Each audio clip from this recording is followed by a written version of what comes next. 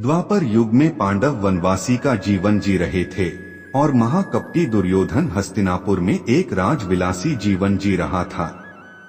एक दिन महर्षि दुर्वासा अपने शिष्यों के साथ हस्तिनापुर अतिथि बनकर पधारे थे। दुर्योधन ने काफी अच्छे तरह से उनका आदर सत्कार किया। इसी पवित्र कार्य के बीच दुर्योधन ने अपने मामा शकुनी के साथ मिलकर पांडवों को परास्त करने की एक नई योजना बनाई।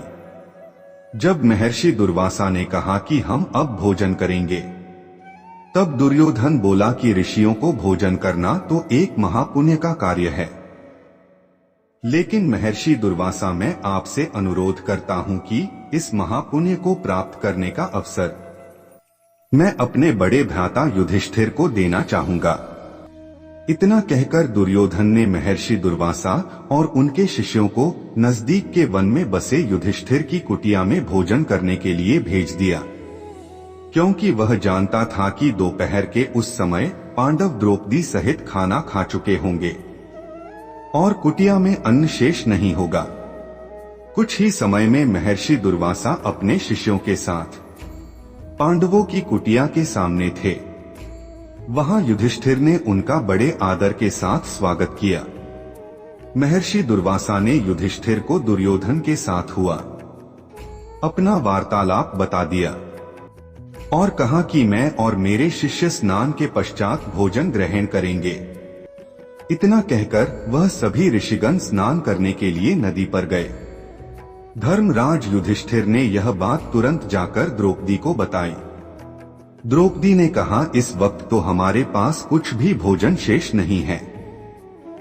द्रौपदी का दिल यह सोचकर घबराने लगा, अगर ऋषियों को भोजन नहीं कराया तो उन्हें महर्षि दुर्वासा के क्रोध और शाप का पात्र बनना पड़ेगा।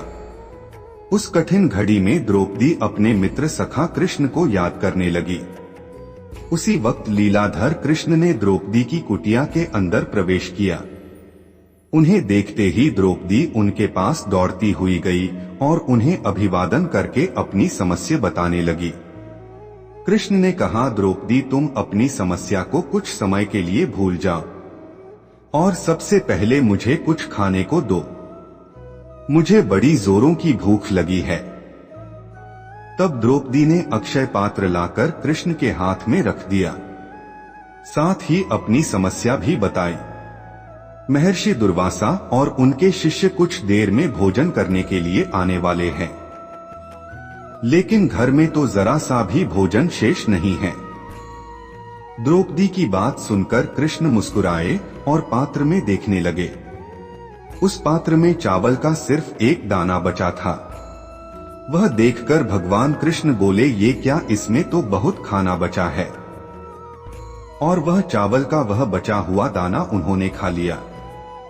इधर कृष्ण के चावल का वह दाना खाते ही उधर स्नान करके नदी से बाहर निकले महर्षि दुर्वासा और उनके शिष्यों का पेट भर गया और उन्हें डकारे आने लगी और वह युधिष्ठिर की कुटिया के ओर जाने के बजाय अपनी यात्रा के लिए प्रस्थान कर गए।